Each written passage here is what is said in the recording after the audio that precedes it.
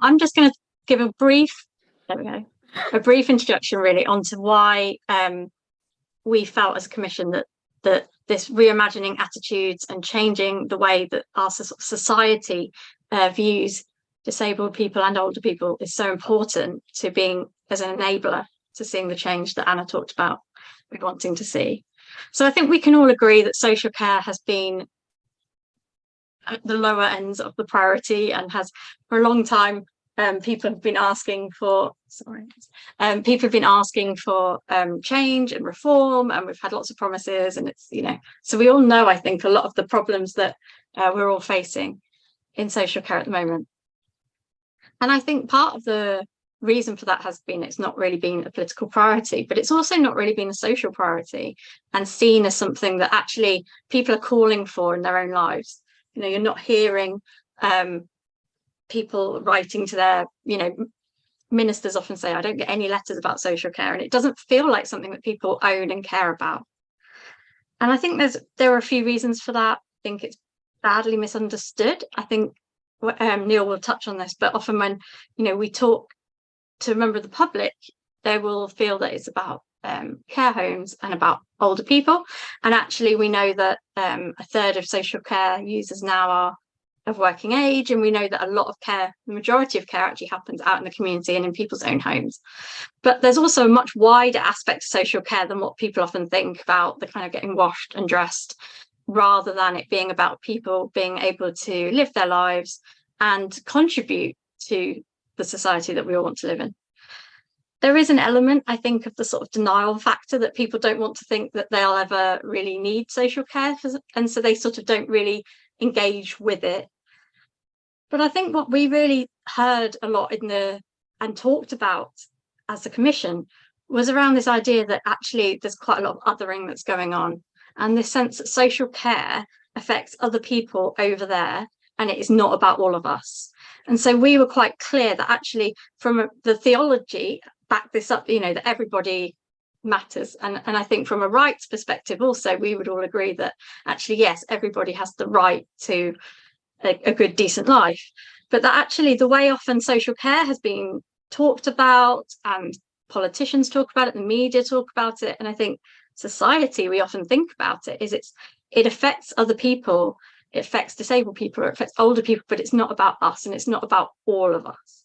So as a commission, we were very clear that actually we wanted social care to be seen as something that was vital to a well-functioning, happy community, to society, that disabled and older people could be part of their local community and feel an equal part of that community. And we did hear from a lot of people that actually they didn't feel able to participate or an equal part in their communities. And we heard that there were a lot of assumptions, and I think there's a lot of lazy stereotypes out there that have kind of seeped through our society for a long time, that are some of the things that we need to sort of challenge. The fact that we all want really the exact same things from our lives. I'm just going to read the Social Care Future Vision because I think, you know, it sums it all up. And you'll all have heard this before, but I'm going to read it again. We all want to live in the place we call home, with the people and things that we love, in communities where we look out for one another, doing the things that matter to us. So that's fundamentally what we should all want from our lives. And just because you might be disabled or later on in your life, that doesn't change. So I think the Archbishop's Commission, we actually talked about having a life where you can flourish. We talked about everybody flourishing in their life, which again is a very similar idea. And the House of Lords report that I was also involved with came out in December, called it a gloriously ordinary life. You know, this is about us all at whatever stage of life being able to have that equal opportunity and that sense of, yes, I can live my life how I want to, as can everyone else. And some of us will need some support to do that at certain times, and that's where social care may well step in. But it's also about the broader sort of idea of what keeps us well in our communities. Social care is not just the formal services that people might receive when they need some more substantial support. It can just be that actually you feel connected to your local community and you feel less isolated, and it keeps people well, it keeps people in their own homes. I think there's something definitely around language. Too often we've heard people being described as vulnerable or social care is often talked about looking after people. And that then takes away everyone's sense of agency, and it implies that we are just sort of there to be, that we don't have control over our lives, and that we don't want those same things in life. And again, it's that othering that we come back to so often, that it's a different group of people that they need looking after rather than us, and that we should all be looking after each other equally, and it's reciprocal, right? I look after people, they look after me. It's not a case of one group needs looking after by another group. I know for me personally, as a disabled person, you know, just the other week coming back on the bus, it was late at night, it was raining, and the bus driver said to me, said, "Oh, so you like coming out in the rain, do you?" And I was like, not particularly, but you know. And they said, "Well, where are you going?" So I said, "I'm going home. I've been working in London." And his face, he literally did the shocked emoji face, like he was like, "You can work?" You know, and that's because I'm in a wheelchair. And he just made that instant assumption that I was sort of like therefore less capable in some way. And we all need support in different ways through our lives, and we need to somehow change that message that actually we all deserve that support in whatever way, but that also enables us all to contribute and be part of society. And I think we have felt at Social Care Future, and the Commission agreed, and the House of Lords report agreed, that unless everybody feels the need for social care to change and be better and to be enabling us all to live those lives that we want, the political pressure, it will be very hard. Sorry, as a nurse keeps ringing me, it'll be very hard to build that political pressure to get that real change that we want. So I'm going to stop there and pass over to, well, back to Anna, or did you?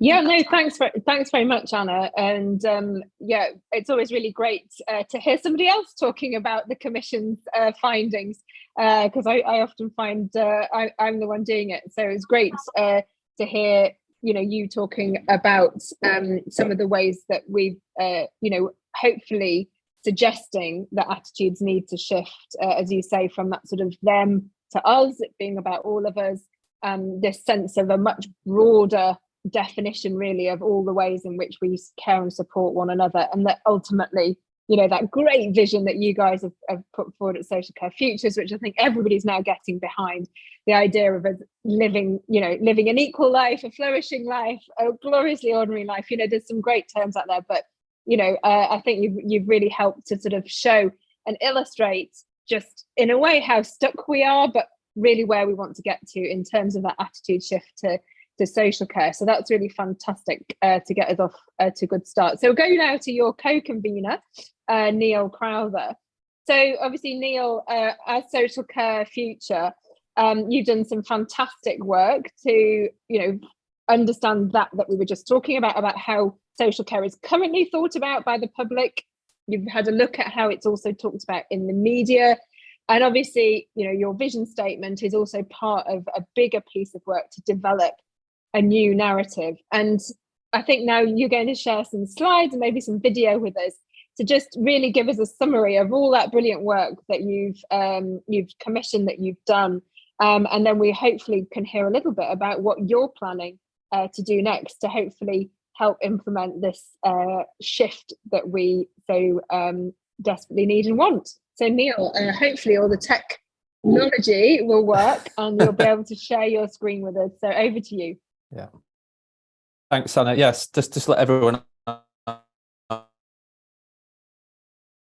that kind of nightmare you never want to happen in one of these sessions with internet problem. You can hear me okay? No. Well, we just lost you a little at the beginning. You've just come back in. I suggest that you keep your own video off, and that if we have any problems, I'm hoping that somebody else might have a copy of what you're going to show us in case we need somebody else to do the slide share. But I'd go for it. Anna, I've got a suggestion, because Anna has just taken you through some of it. Can I suggest you, if Joe's okay, you talk to Joe for a little bit now, and I'll see if I can fix it so we don't end up getting stuck in the middle. That'd be okay. Okay, yeah, because you are just breaking up very slightly. So I think let's try and get it sorted. Yeah, okay. Okay. Right then. So I think unexpectedly in the order of events, I hope, Joe, you're all set. So Social Care Futures, we all want to learn from successful attitudinal change projects. And I think, you know, a really obvious one is the great work that you did well in your time as director of Time to Change in shifting attitudes to mental health. And it'd be great, really, just if you could tell us a little bit more about what the campaign, you know, achieved, and I suppose what we and others can learn from what you did. Cool, that's lovely. Thank you. Always great to kind of step in at the last minute, but perfectly fine. And thank you for inviting me today. It's always so lovely. I think I'm really overwhelmed by quite how many people have joined, and it just, I guess it kind of warms my heart too that we are all wanting to push in this same direction. So as you talked about, I'm going to talk a little bit about Time to Change. As I start that, I think I want to kind of just put some context into Time to Change and some of the success we had by saying that we were a campaign that ran for 14 years. And I think that's quite important. We were also a campaign that was very well funded and budgeted. And so it just feels transparent to kind of put what we achieved in that context. So we, in order to answer the question around, well, okay, what did we achieve? I think it's important as well to just specify how insights driven and research led we were as a campaign. So we made sure that as part of our insights, we absolutely knew what the problem was from the point of view of the people who were most severely impacted by it. And so we started to find out exactly who the audience were, how we might reach them, and where we wanted to get them to if we're thinking about a kind of behaviour change journey. So it could have been that people were at the very beginning of that, didn't know it was a problem, didn't identify with it, thought it was something that happened to other people, much of what Anna touched on when she spoke. Moving people through a kind of behaviour change journey through to them being advocates. So really feeling passionate about wanting to change the status quo and build ambition to build equality for everybody. So that insight was really, really important to us. And knowing who our target audience ought to be was led by people who experienced the issues, who were most impacted by stigma and discrimination because of mental health.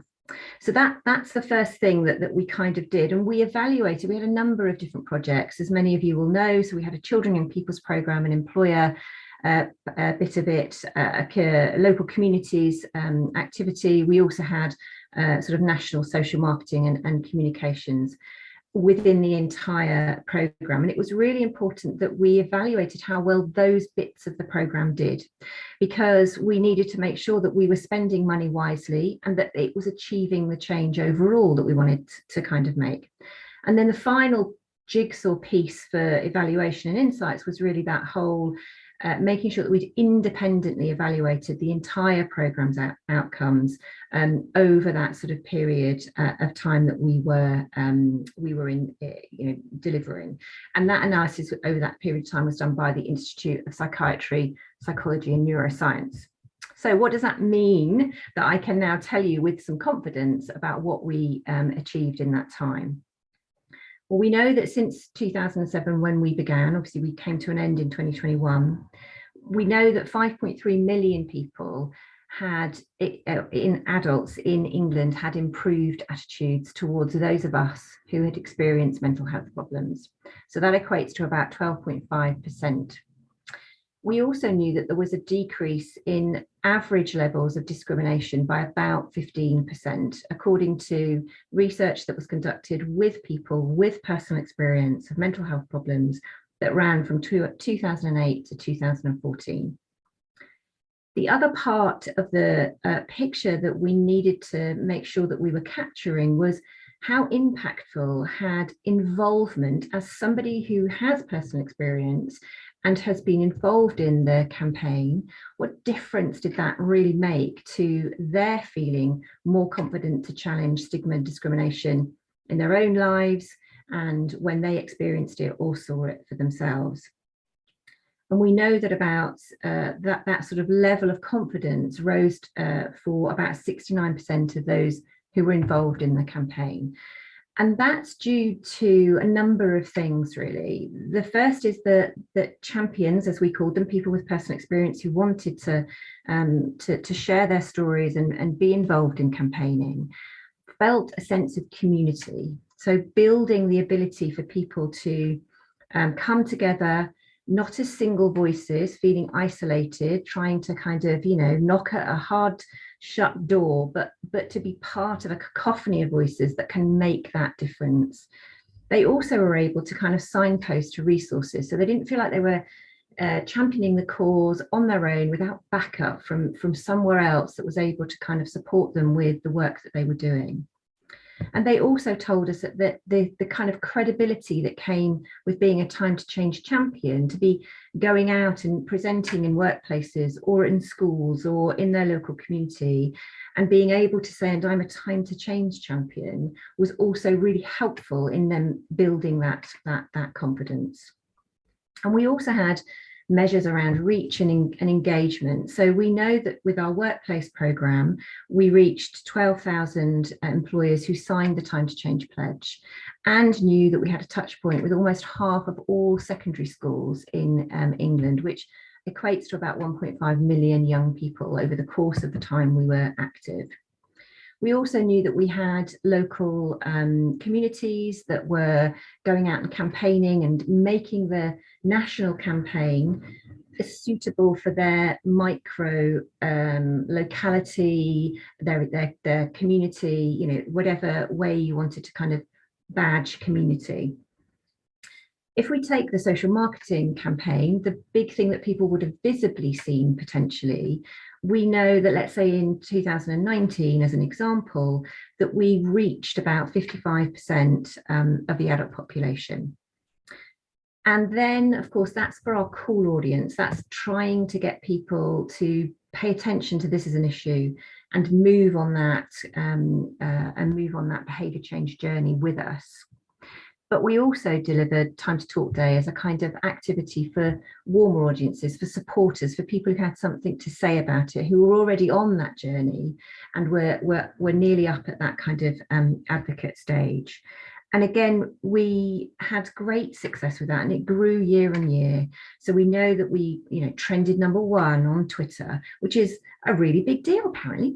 And we know that we reached about 9 million people through our digital activity. We had media coverage that was worth about £1.4 million, and over 85,000 pieces of resource were downloaded from the website. So people were reaching in, as well as us reaching out, and that felt very important. The final piece of that picture is that involvement of people with personal experience, those active champions. And over the course of the time we were active, we had about 7,000 champions, some of whom we trained and supported and asked to get involved in activities that we delivered. And for others, we trained and supported people to campaign independently. And we could simply not have done that campaign with authenticity without having people with personal experience at the heart and soul of everything we did. So that's a really important take-home message. And then I've probably got about 6 main things that I think that we learned that I can kind of share. The first is to think about being really super focused on what the issue is and on understanding what your beneficiary audiences want to see change, and how you'll think about reaching the target audience once you've identified them and get them to move on that behaviour change journey. The second is, again, supporting people with personal experience of the issue, having them at the heart and soul of what you do. And I've always said that if we didn't do that well, we shouldn't have done it at all. You have to spend some time, some money resource, and people resource in making sure that that's as reciprocal an arrangement as it can possibly be, and one that is a positive for people you're asking to go out there and talk about their personal experiences. The third is robust but also proportionate evaluation, both in terms of being able to say at the end of it, this is what we achieved, because that brings interest, it brings funding, but also being able to have that kind of learning loop as you go through. So what is it exactly in terms of what we're delivering that's making the difference that we should invest a little bit more in, and what should we stop doing? So that evaluation learning loop is really key. The fourth thing is around really building a social movement. So it's very tempting to get very protective of what you've created. And to an extent, you have to do that. You have to protect your brand identity and your operational risk. And if somebody's talking on your behalf, you want them to be saying the right things. But we tried to be as loose as possible with that as we could, because we wanted those kind of, that expression, 1,000 flowers to bloom. We absolutely wanted that to be the way in which we took this forward. The penultimate piece in this would also be about working in partnership. And that's because we want to, there's lots of people who we might not reach because we aren't particularly targeting them in the sense of them being a primary target audience for the funding we might have, but we still want to reach them. And some of that can't be done by us alone. And if we did it just by us alone, it would also mean that we're not doing the social movement element of it. So really being able to work in partnership with others so that they can tailor the research and development that we've done and make it relevant to the audience and the beneficiaries that they're working with. And I think the other bit of that is not just going to people and saying, we've got all of this stuff, it's really great, can you deliver it on our behalf? But to be including people, partnerships that actually say, what do you need from us and how can we support you to build capacity within your organization to then reach out to the people that you are set up to support and to work on behalf of. And then I think my final take-home message, and this is a kind of warning for everybody who's like working on these things, is that this is always a slow burn, that whole behavior change thing doesn't happen overnight. And to be honest, we achieved all of that amazing stuff. And I have to say, it was one of the biggest achievements and proudest moments of my life working on Time to Change. But we did that slowly over 14 years. And that's really important in terms of managing funder expectations, the public expectation, your board's expectation. This sort of stuff is a slow burn.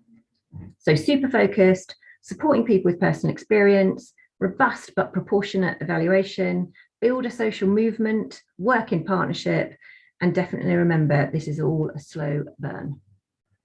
Fantastic. Wow. Thank you, Jo, so much. And I think, hearing those numbers about, who you reached and how many you reached. I mean, I, for one, signed the pledge as Chief Executive of Centre for Ageing Better. We were a Time to Change employer.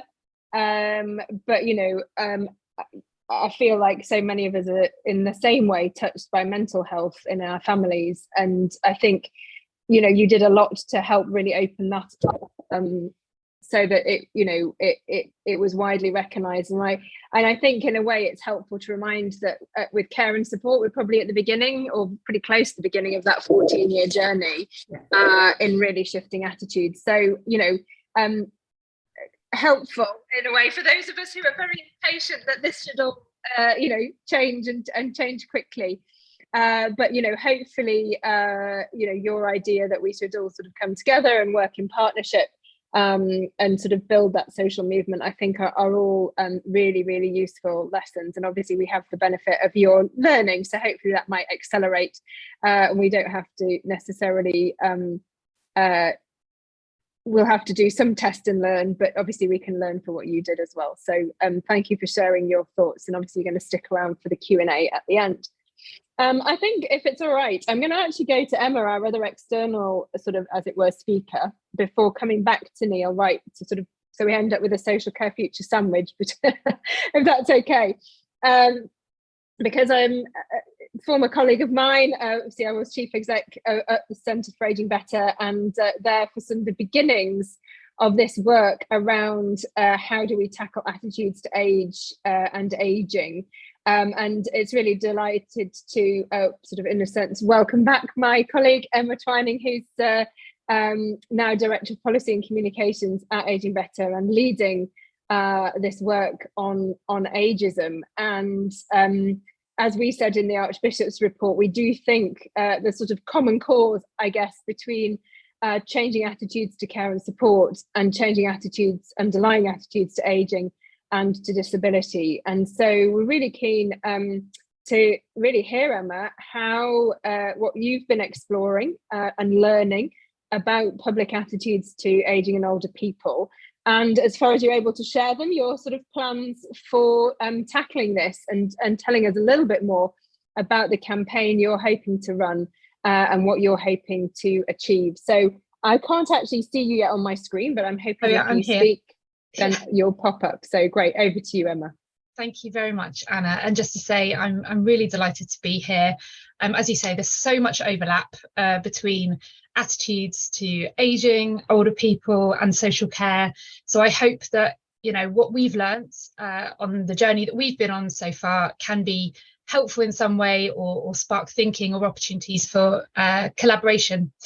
So yeah, we have been working on the project for several years now at Ageing Better, and it was very much kick-started under Anna's leadership and actually working very closely with Neil at the beginning, Neil Crowther at the beginning. So it's really lovely, as you say, Anna, for it to almost come full circle and for me to be here today.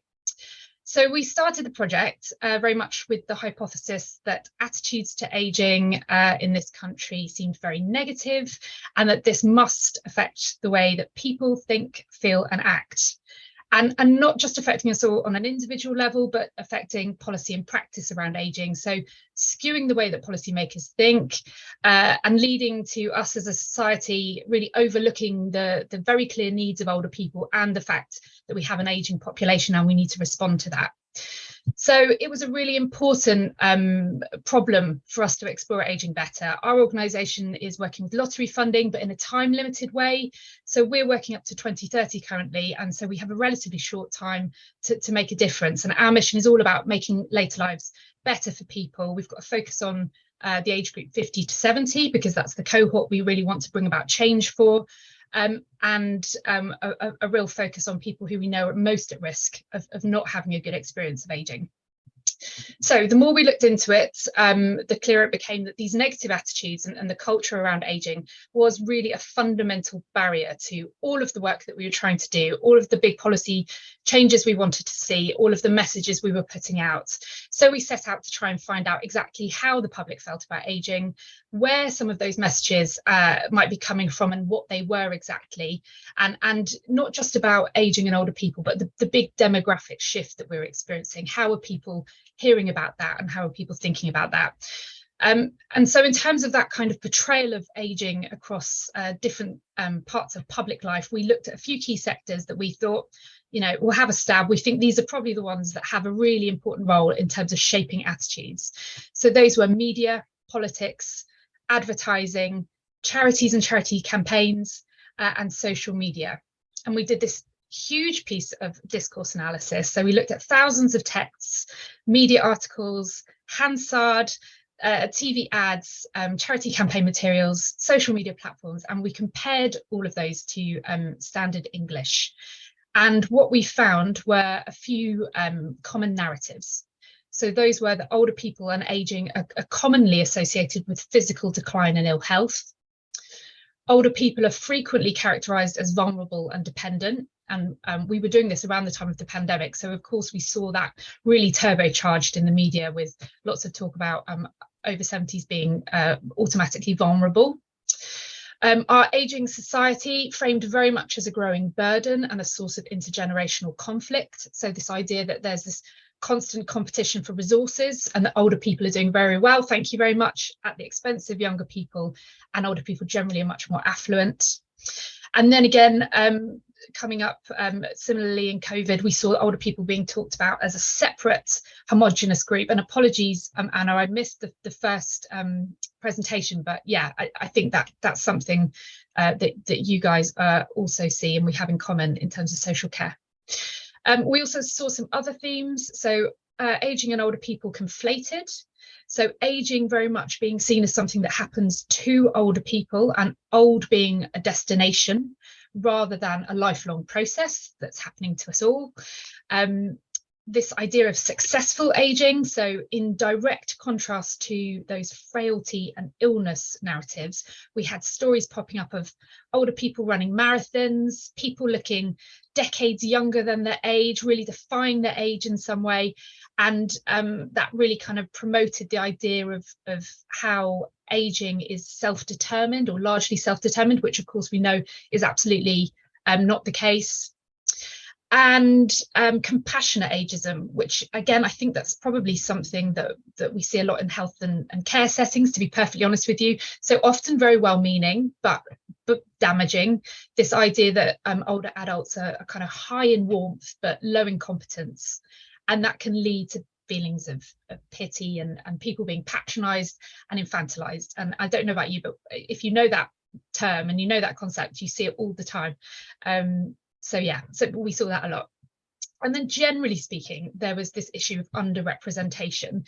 So older age groups across mass media generally are underrepresented. For example, only a quarter of adverts feature over 50s, and just 5% of those feature characters aged 70 or older.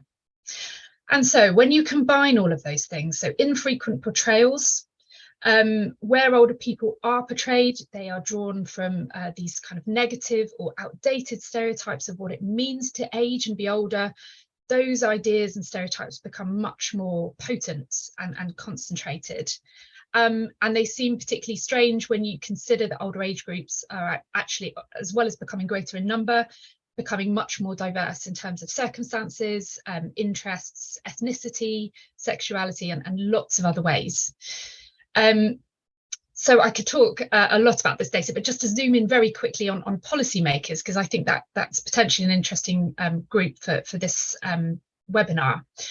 So what we found, and we did talk to lots of stakeholders, as well as doing all the discourse analysis that I mentioned before, we talked to lots of people working in these sectors.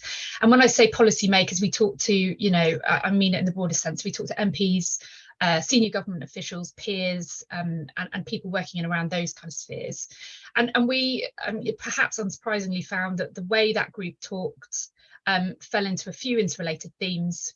One was around the pressure on health and social care systems, the economics related to demographic change in the ageing population, and this issue of intergenerational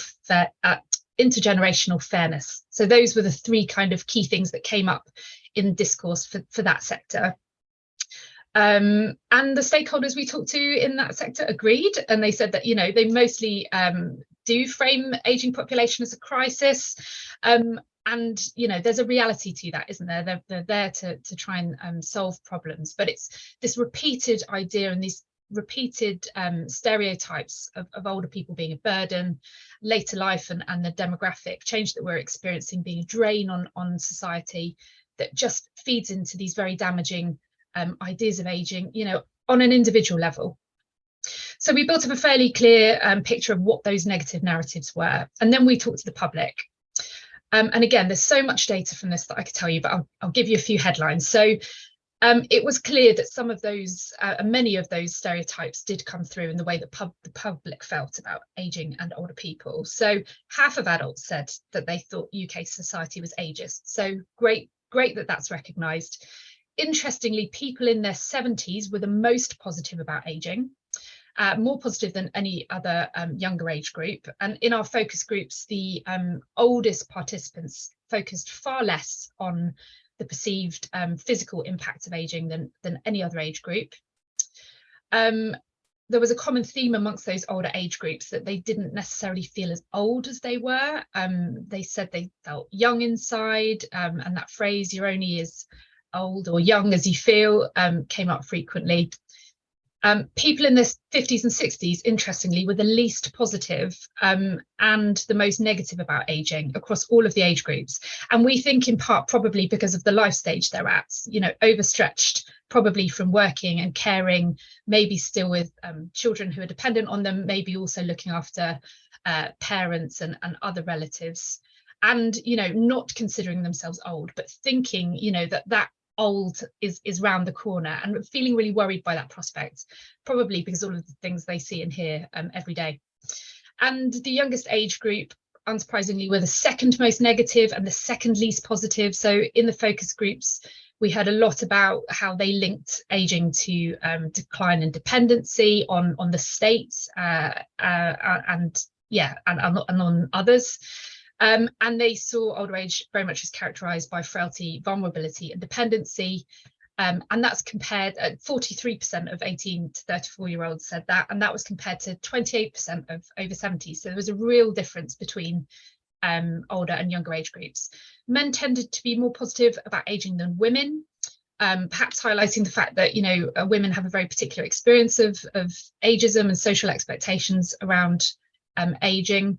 And we also found that half of adults didn't agree that older people benefited at the expense of younger people, despite all those intergenerational conflict narratives, although 20% did agree. And the most likely to think this, or at least not reject it, were younger age groups. And happily, this research also showed a clear appetite amongst the public for a new way of talking about ageing. So that's, you know, was a really useful and fundamental piece of work for us to lead us to where we are today, which is developing a campaign to try and challenge some of these stereotypes and negative associations that people have. So we're doing that by building an age-friendly movement. And through that, we want to make people think, feel and act differently about ageing. And a key part of this is a big mass marketing campaign through which we want to try and shift public attitudes at scale. So across the autumn this year, we will be running an ad campaign for a target audience. We haven't worked out who yet. And we will be really trying to kind of shift some of those associations. We'll also be having moments throughout the year where we try and bring people together. And we will be having our sort of always on schedule of campaigning work, trying to get commentary in the media, really trying to keep the profile of this stuff high. And, you know, I don't know about you guys, but obviously I live and breathe this stuff, and I can really see a shift in the amount of coverage and interest we're getting around issues such as ageism in the workplace, which is really being talked about a lot at the moment. And then just to quickly say, we're learning a lot from others. I'm really delighted that Joe Loughran, who just presented, is working with us. We're shamelessly borrowing from Time to Change because it was such a successful model of social change. And so our kind of campaign and structure is building around that model. And we're really evaluating it heavily, because what we really want to do, and it's especially important to me, that we have something that we can share with others and say, you know what, this is the way to do this stuff. There have been lots of really brilliant initiatives around the world looking at ageism, but no one's evaluated what they've done. So as a work centre or a government work centre, we want to be trying to give that and share that with others too. And so just to say, if I can, just a cheeky plug before I round off, Anna, we are asking people to sign up to our age-friendly movement. If you want to hear more about the campaign, if you want to hear about ways to get involved, there is an opportunity to do that, and I can share a link in whatever way is best. But thank you very much. Thanks very much, Anna, and I'm sure it'll be acceptable for you to put anything in the chat if you want to share a link for people to follow up and join in with what you're doing. And I mean, as you say, I think you know, many of those negative narratives that you were describing there about sort of aging and older people are very common, and do, you know, you are seen in some of the narratives around care and support, that slightly sort of patronizing, that take away agency, you know, along with the sort of ideas of dependency and vulnerability. And I think, you know, in some of the funding debates about care, and we saw that in one or two of the articles that have been written since we published last week, and I think, you know, one of the main criticisms was sort of how this might all get funded, and the assumption, which wasn't in our report, that somehow it would all fall on working age people to pay for these wealthy old people, you know. So again, even though we didn't really talk about funding, and we absolutely talked about the fact that care and support is about everybody of all ages and abilities having a full life, and that we didn't really feel there should be any difference, to be honest, about how care and support looks for people of different ages. Some people might need more support than others, but that you know, we felt you know, should come through advocacy. So you know, I think that unfortunately, you know, the debate about care and support does have a lot of echoes of some of the things. So hopefully your positive campaign to shift the narrative about age and older people, and without falling into, I know, the trap of a lot of these things, which just puts the sort of positive gloss over aging and successful aging. And I know that's not what you're will be doing, because you've taken a very evidence-based approach. So thank you for that. It's been fascinating. I'm sure people will have questions for you, Emma, about that work that you've done and how you're using it. So I'm going to now, with great hope and optimism, invite Neil again, the second time, to, in a way, sort of, we've heard a little bit about, you know, other movements, the times change.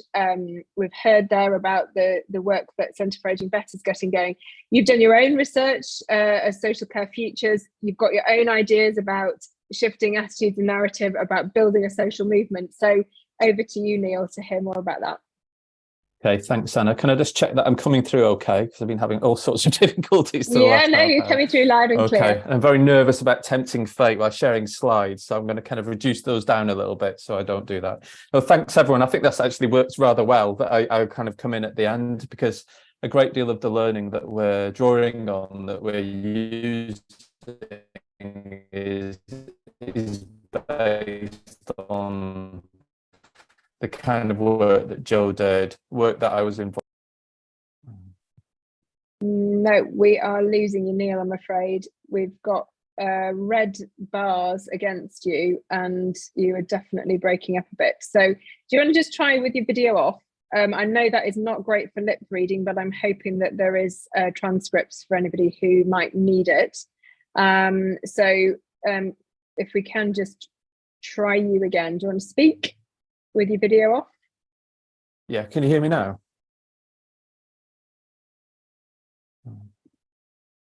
Okay, try again. Can you hear me now? Yeah, we can hear you fine. Okay, apologies, everyone. Yeah, so I was just saying, a great deal of the work that we've done today has been inspired by, or we've worked alongside others. As Emma said, I was involved with the work with Ageing Better, and I think this is one of the challenges, and it was good to see the Reimagining Care Commission acknowledge this, that our ability to shift public attitudes around care is very much interdependent on how we view ageing and older people, how we think about disability. I think a particular influence is how we think about dementia. So there's all of these different kind of narratives weaving together and influencing how we think about care and support. But what we felt very early on when Social Care Future emerged was that the public story of social care was very much an obstacle to us achieving the future that we wanted to achieve. And we learnt from other movements that were using the discipline of framing or reframing to try and bring about social change. That's what we wanted to do, not on its own, but alongside other things. You heard Joe talk about the importance there of movement building, of policy influencing, all of that other work. We think it's a really, really crucial tool in the box. And I think, as you said, we've only got to first base. We've done some research. We've come up with a vision. And I mentioned at the beginning, that vision has had a huge imprint already on the sector. But our real ambition was to shift public thinking and attitudes, not necessarily just how the sector talked amongst itself. And that's what we want to do next. And I'll come to that in a moment. So I am going to risk slide sharing now, if that's okay. Yeah. Anna, you were so Neil. Yeah, we're hearing you fine. So go ahead. Okay. You were so still then. I wasn't sure that actually you were still there. Okay, let me just start. Yeah, so, we're all good. Great, okay. So I'm not going to show the video, but just to summarize, we did some work at the beginning, and then we did a whole range of different things. But what we really wanted to try to get to grips with was how the public currently thought about social care. And also to get our movement together to tell our story. Before we began the public audience research, what was it we were trying to achieve, and what story best told that, best got that across? And so we did work with the University of Lancaster, which looked at around 5,500 media articles for us and analysed the kind of language that was used in the media. We worked with the Frameworks Institute that did a number of on-the-street interviews with the public just to see what was top of mind when they were asked about social care. We analysed how the sector and campaigning organisations were talking about social care, and we looked at any existing polling evidence that was out there, and we built this map. And what we realised that the gap between our story and the current public story looked broadly like this. So Anna's already outlined this. Our story is very much about people having a life, a good life to lead. But the public story, and this was in 2019, but it persists really. The public story is very much about people just being kept alive, just being looked after.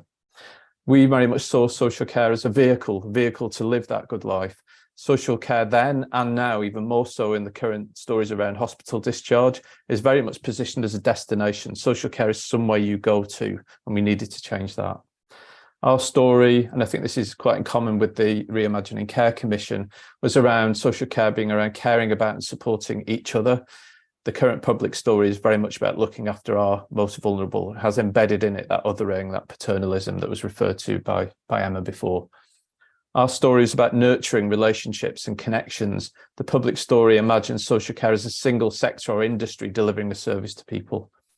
We want to talk about people with gifts and potentials and how with the right support that those gifts and potential can be unlocked for the wider community. Public story is very much centered on the idea there are people who just have needs. We want to talk about the growing value of great care and support. The public story is all centered on a growing or spiraling cost, and it links very strongly to what Emma was just talking about around this demographic time bomb or silver tsunami, the idea of long lives or aging as a threat. Our story is about investing resources to improve all our lives. The public story is very much about spending. Our story is about how everybody has a role to play. The public story and a lot of what charities and campaigners are saying is that only government can fix this because it's all just centered on the question of resources. And in our story, we wanted to talk about opportunity, the opportunity to build a better world where we can all live better. The public story is overwhelmingly one of crisis. So that was the challenge that we began with. We followed best practice as well as conducting the sort of research that both Emma and Jo have referred to. So some of that practice is about the need to lead with shared values, not problems. Very often the default setting of NGOs or campaigners is just to put forward the size of the problem with a blizzard of statistics and so on. And that can be an effective way to engage journalists and the media, but it may not be a particularly effective way to build long-lasting support for change. So we were influenced by the idea that you should lead with shared values rather than problems, and I'll explain a bit more of that in a second. This desire to make it about a larger us, something that speaks to everyone, not something that immediately sets up the idea of them and us, has been really important to what we're doing. This idea that people buy the brownie, not the ingredients, that we focus on the outcomes. What's the life that you'd be able to lead if this was working well, not the processes? Lots of kind of jargon about community-led support and personalised support and so on that doesn't really have any meaning for many people. So focus on the life that we would want to lead. It's about creating something good, not just proposing to make something less bad. As the comms expert Annette Shenkrasario says, Martin Luther King has a dream, not a complaint. We have to be for something, not just against something. We have to explain things to build understanding. We can't assume people understand what we're talking about. Most people have no connection with social care, don't really understand who it's for, how it works, how it's funded. We have to do that work. And a really crucial thing is being clear about who is responsible for change and what they need to do. And this actually really challenged us because I think the approach that Social Care Future took, again, is rather aligned to the one in the Reimagining Care Commission of this covenantal approach, this idea that all sorts of different actors have something to contribute. And that's quite a hard story to tell, who does what and when. So that was what influenced us. We did research, as I said, where we looked at the current story, and how it was depicted, how it was understood. But then we did really extensive research with an organisation called Equally Ours and with an agency called Survation to take a deep dive into how the public really thought about these things, the kind of messages and ideas that would move them from where they are now closer to our side of the story. And that's what lay behind the evolution of the vision that Anna shared at the beginning. But I just want to take you through it, just explain a bit of the background about what's lying behind it.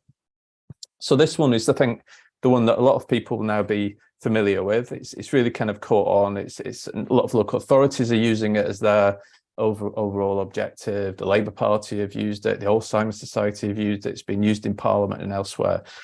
And on the face of it, it's a really simple statement. But the important thing about this statement, don't we all want to live in the place we call home with people and things we love and communities where we look out for one another, doing what matters to us, is firstly, doesn't have the word social care in it. Secondly, it doesn't mention older or disabled people or vulnerable people. It doesn't do any othering. It invokes home, and home is a very, very powerful universal idea. So without sort of talking about the idea that everyone is equal, it kind of speaks immediately to something that everybody recognises and everybody associates with. And the idea of home is very powerful because it unlocks a lot of feelings and a lot of ideas in our head about home as a place of safety, home as a place of identity, home as somewhere where we find belonging and love and relationships and so on. But we also in here invoke 3 separate values quite deliberately too. So we talk about self-direction, your life, being in control of your own life. We're talking about security and belonging, that rootedness in place. But we were also talking about, as Anna said at the beginning, community, about reciprocity, moving away from this idea that social care is about vulnerable people being looked after to the idea this is about us all caring about each other. So this was the kind of headline idea that we've been putting forward to try and kind of shift what people are thinking about. But it's also fundamentally to say that social care has a purpose. It's not an end in itself. The end it's working towards is this idea of everybody being able to live in the place they call home. We then go on to explain that some people may develop a disability or health condition in their life, or somebody that they care about might, and they may need some additional support to achieve that headline vision. But we go on to really start to talk about how we need to organise things differently if we want to get there. And this is where we begin to talk about the change needed. So this is one of a number of ways we tested to talk about this. But rather than the idea of social care just being this single service delivered to people, we talk about it as weaving a web of different relationships and support in our local communities that people can draw on to live our lives or live their lives in the way they want to, whatever age or stage in life. And I think there's 2 things that are really important there. The first is this metaphor here, weaving a web. We used other ones like the glue that binds, or we talked about an ecosystem and so on. But it gets away from this idea that social care is just one thing. And instead, it's this idea that it's many things coming together. But interestingly, the one bit of language in here that really has caught on is this phrase, drawing on support to live your life. And this was really important because this was about how we centered the person. This is about drawing on something to live your life. It's not somewhere you go to, you're not cared for, you draw down on it to live your life. And then I mentioned the whole issue of being clear about who's responsible and how that responsibility works. And this hasn't been used a great deal at all, but it's something we actually spent quite a long time on. We needed to say that the government needed to make social care a priority and investing more in it progressively over time. But we also wanted to say that local councils needed to start working alongside and supporting local people and organisations to organise and fund social care differently. You know, we don't see the problems residing solely with central government. We think a lot of change can happen at this grassroots level through a different relationship between local councils and communities. So what impact did this have in the research? Well, I think at one level, it actually caused people to see social care as a lot more relevant to themselves and to those close to them. They saw social care as a benefit both to those who needed support and the wider community, much more so than prior to having seen this narrative. They accorded greater priority to social care above other areas of government policy, only second to the NHS. They supported more investment in social care from central government. And crucially, it also caused some degree of optimism. One of our critiques of the dominant narrative is it causes a lot of despondency. It tends to be about the size of the crisis and the scale of it, but very rarely are people actually given a sense that it's resolvable. Having seen this, people had a much stronger sense, a stronger feeling that it could actually move forward and it could change soon. But the other thing, of course, for us was actually changing how people understood social care, what they imagined it was there to do. And afterwards, participants were significantly less likely to associate social care with ideas such as vulnerability, a big drop there, far more likely to associate with words such as independence, community and relationships. And many more people agreed with the statements that social care is about people having the support to live how, where and with whom they like, and that social care was about relationships. It was about community. It wasn't kind of something outside of that. So we saw the narrative actually change understanding as well as build support at the same time. Now, we've not had 14 years or the sort of resources that Joe's enjoyed. We have, as I mentioned, managed to have quite an impact, I think, within the social care field on language, on thinking, on the kind of the appropriation of this vision. But last year, we began a process of thinking, well, how could we really achieve our ambition of shifting the public's minds and hearts and minds and building support for change over time? And we spent a lot of time learning from various different movements. And we've now a plan, which we are in the process of trying to stitch together resources for. And it centers on 3 areas of building power. The first is this power of story. So we want to take this vision off the page, and we want to turn it into a whole multiplicity, a whole mosaic of different stories through different media, whether that's photography, whether it's artwork, whether it's music, whether it's film. And we're in the process at the minute of developing an animation based on the narrative. But also we want to make this participatory in line with our philosophy. So how do we create platforms that invite people to tell their own stories of change and how social care is transforming or could transform their own lives?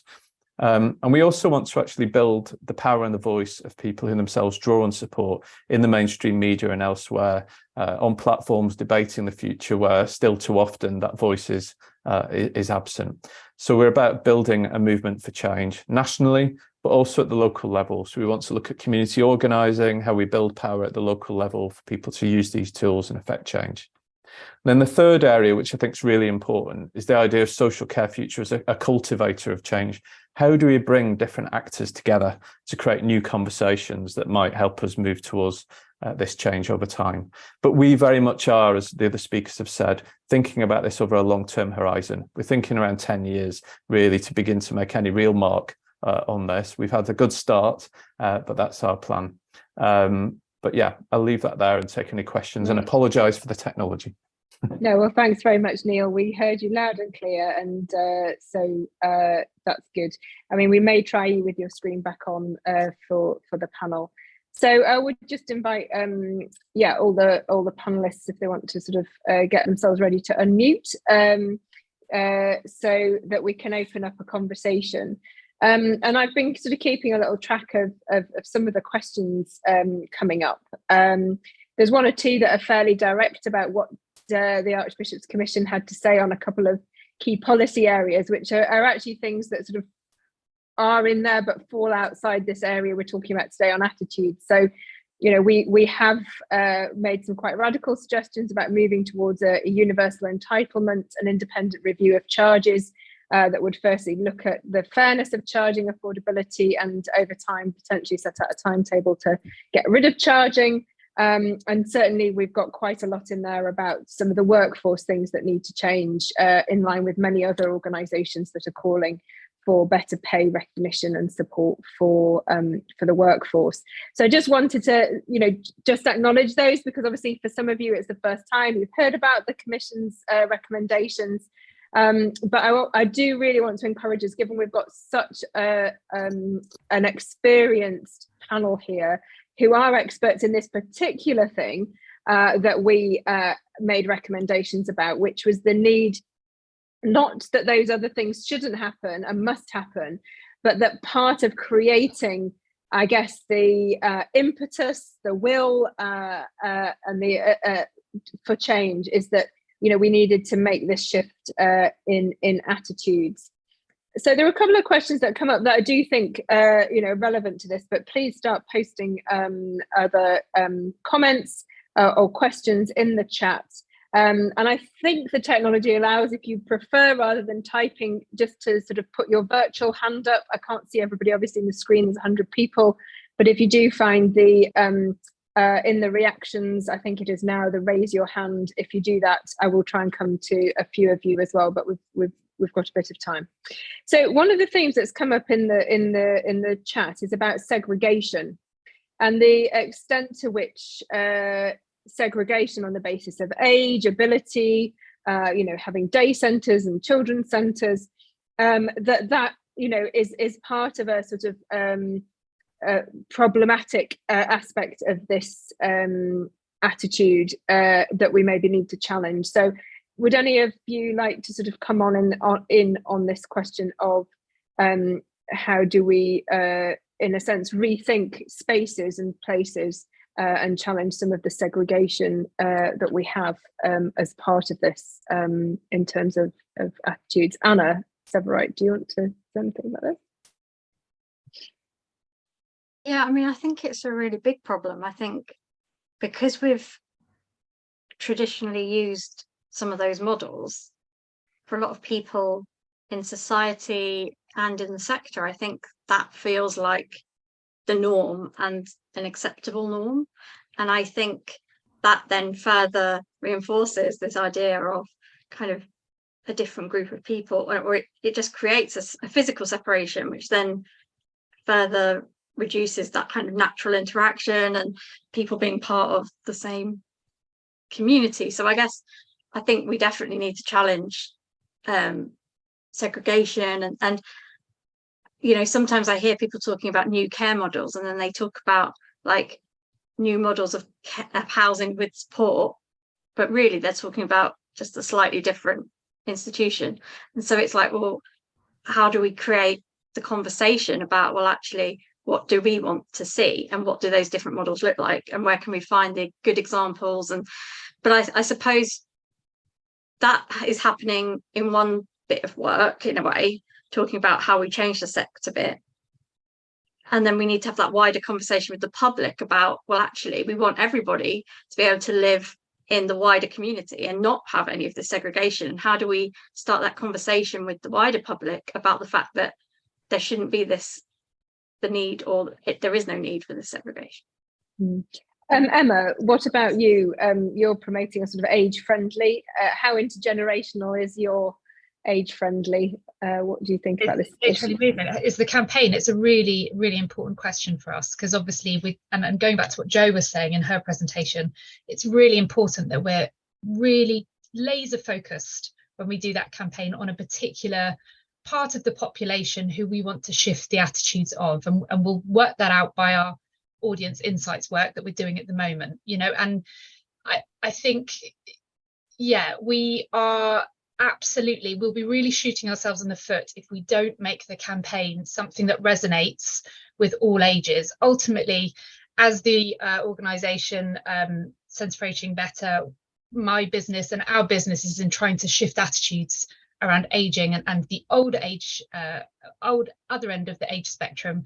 But really what we want to be doing is bringing with us allies from all ages.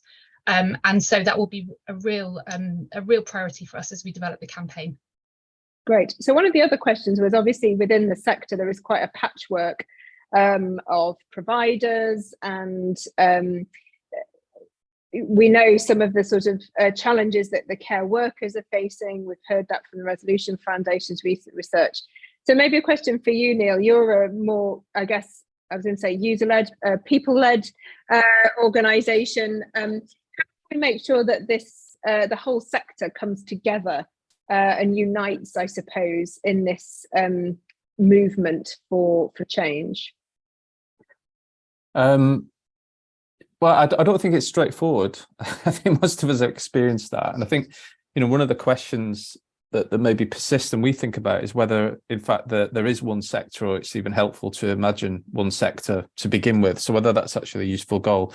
I think if I can sort of reframe the question a bit, because one of our insights is that too often this begins with a focus on the sector as though it should be the object of concern, and in our view it's that shouldn't be the starting point. The object of concern is people being able to live their lives well, and very often, again, I mentioned the research we shared earlier, that's missing from the narrative. If you watch your typical kind of story about social care or listen to the Today programme, it's often about the travails of the sector or people working in the sector, and that kind of fact that it's there for a reason or the voice that's behind it is missing. So I think we'd start the conversation in a different place. I think having that kind of vision is important, having a shared vision, a shared sense of purpose. I think that's been missing. I think instinctively Social Care Future are not pro the idea of just creating a kind of new system monolith to the National Health Service. I think some people advocate that. That worries us. But I think, yeah, having a shared sense of purpose, the cultivating role we talked about before, bringing people together into these conversations is all important. We've been a bit wary about kind of single systems or shared badges and branding and things like that, though. So I'm slightly avoiding the question a bit. No, that's okay. That's okay. And Jo, I mean, you had champions who were people with experience. What would your sort of views be on, you know, how to sort of unite a movement in terms of, you know, potentially where there are different interests and fragmented interests? Well, I mean, I think I'm going to support really what Neil, I think, was trying also touching on there, which is that whole thing around, if we look at the change that we're trying to make as being about improving the lot of individuals who find themselves in the situation, and if that is if that's the thing that's pushing and motivating everything that we do, then we know that then the individuals are touched by this directly or indirectly, and those individuals whose attitudes that we're trying to change are both go to work, they work in the care sector, they have connections in their communities, and so you start to kind of bring that issue to the fore, and then each of those individual people that you change the attitude of goes into whether it be their workplace, whether it be their community place, with that thought process in mind. And so you do start to begin to change the narrative, the passion, the motivation, and then you start to open doors in terms of policy change, in terms of funding and the sector and all of those sorts of things.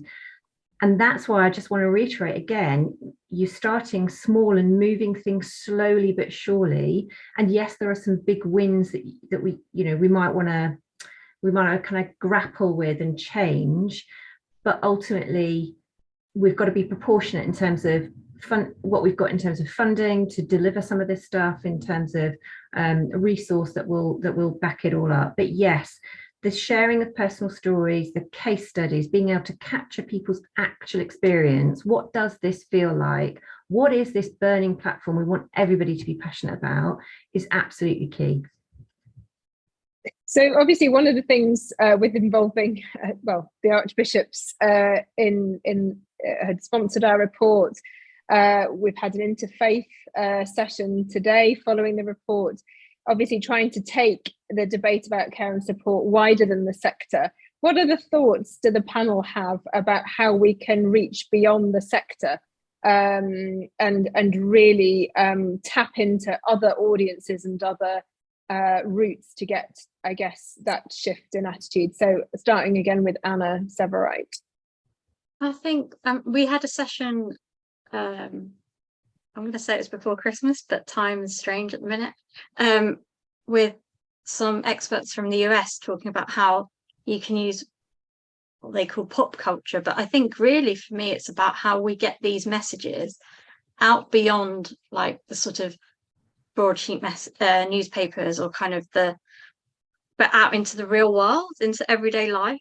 So we're seeing examples,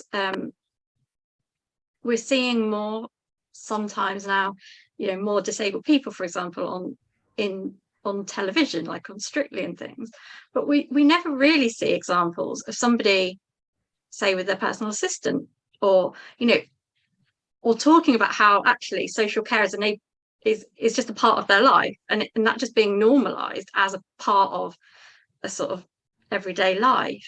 And I think disability, a bit like with age, has that risk of you're either a Paralympian or you're like vulnerable, and just trying to get that sort of broader message that actually most of us are somewhere in the middle, just trying to live an ordinary life. And the other thing for me is that actually we still have a situation where for most things on the media now, they will try and get somebody, who's authentic and represents that issue to talk. But yet when they talk about people in later life, or they talk about people with disabilities or social care, it's still, they go to like somebody from the King's Fund or somebody from, an organization.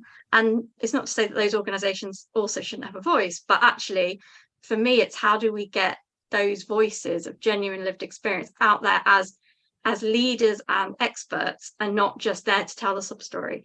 And I think if we can start, as Jo says, we don't have huge funding, we're trying to get some funding, but actually we can just start getting like more and more a groundswell of like actual genuine voice out there. It's got to make some change, maybe, hopefully.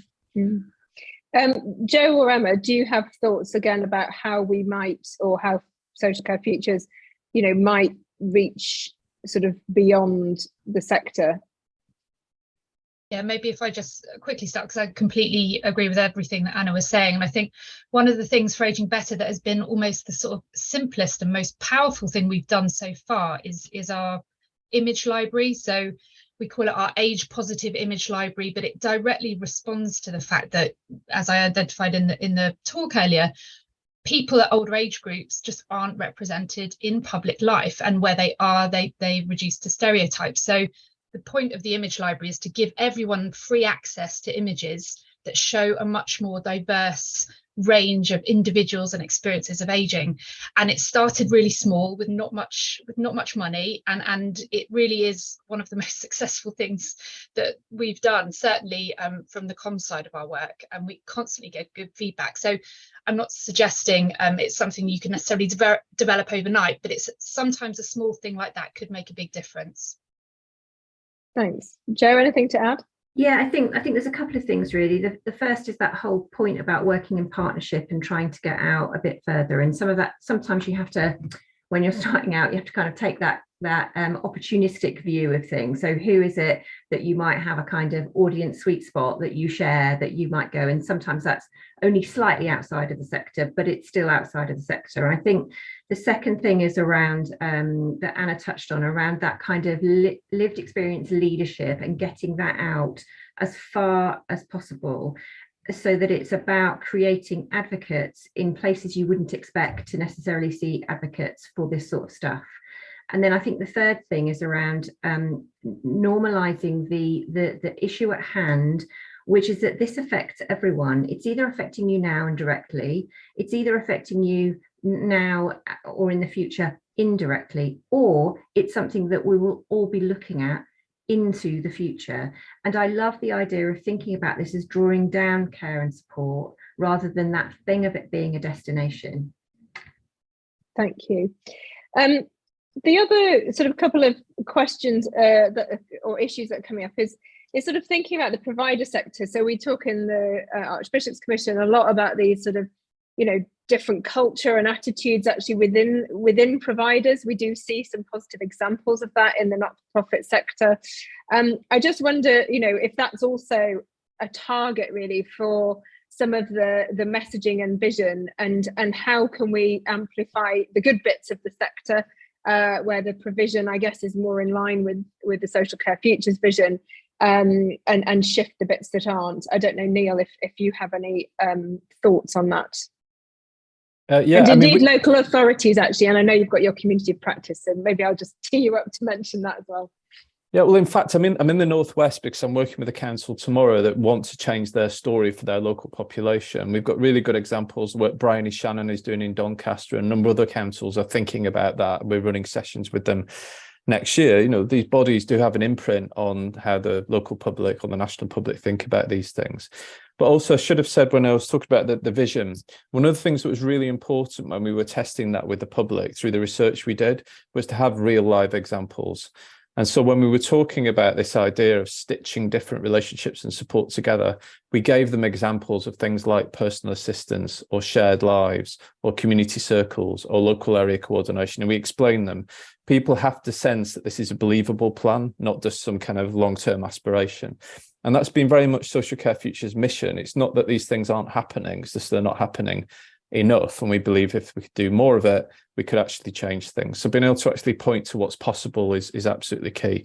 So yeah, absolutely, definitely. The voluntary community sector organisations doing these types of things, using this vision, us pointing to them and saying these are the kind of glimpses of the future that we want to see, are all part of our strategy for change. Right. Now, bravely, Councillor Sian Cox has put a hand up to actually ask your question. We are running into that the last 5 minutes, but I'm going to invite you to unmute and just ask your question directly of our panel. Thank you for that. I was just going to write it in the chat, but it's lovely to have the opportunity to do it. So the county council I work in, that I've got a responsibility for adult social care in, the officers, the lead officers are on board with this. Like, we have conversations about this. I love Social Care Future. I've been following you, and we're starting to have conversations about this. So what are our first steps as officers, given that there's a cultural expectation out there that we provide services, and any kind of, quite often in conversations where I'm trying to create a different vision or a different idea, that can be seen by the public as the local authority just trying to get out of spending any money. And the second thing is money. We don't have any money.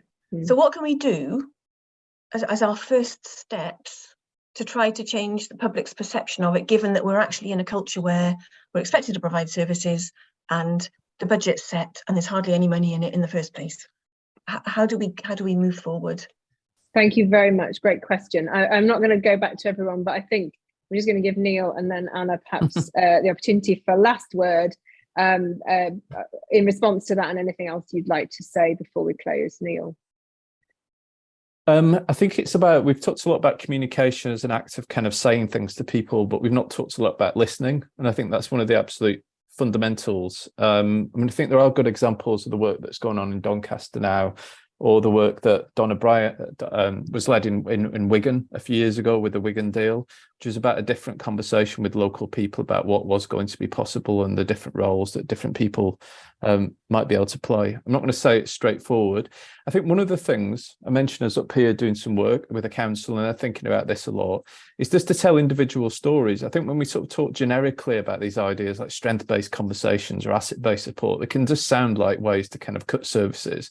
If on the other hand, we tell stories about people who've been supported to regain the life that they wanted to actually lead through some kind of short-term imaginative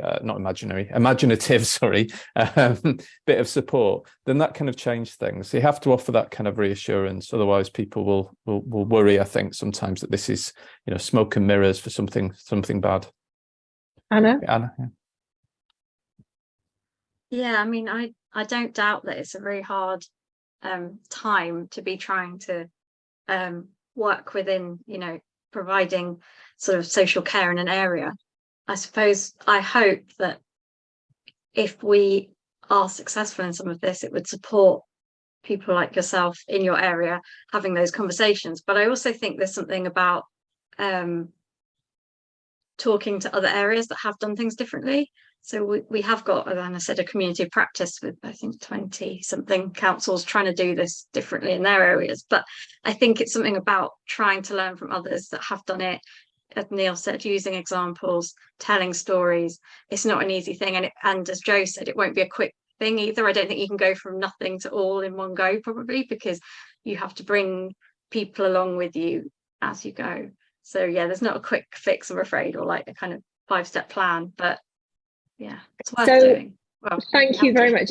In terms of wrapping up, I will sort of briefly answer that question and one in the chat, which is what next for the Reimagining Care Commission. So we are doing a series of events like this with partners to look at how we can take forward into implementation some of our recommendations.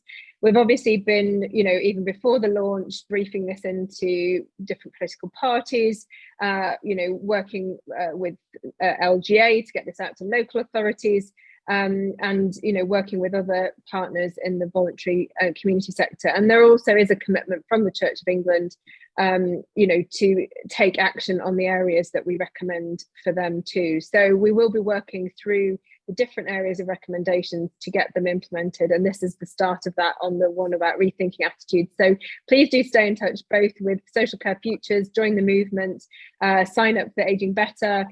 We are also in discussions with Disability Rights UK and other disability-led organisations not represented here today about the sort of disability side of things. So in order to finish on time, thank you very much for joining us today, and do look out, as I say, for updates from the Archbishop's Commission, from Social Care Futures and Aging Better. And I'd just like to thank all of our panel, including Joe Loughran, Emma Twining, as well as Anna and Neil for their contributions. Thank you all for joining us.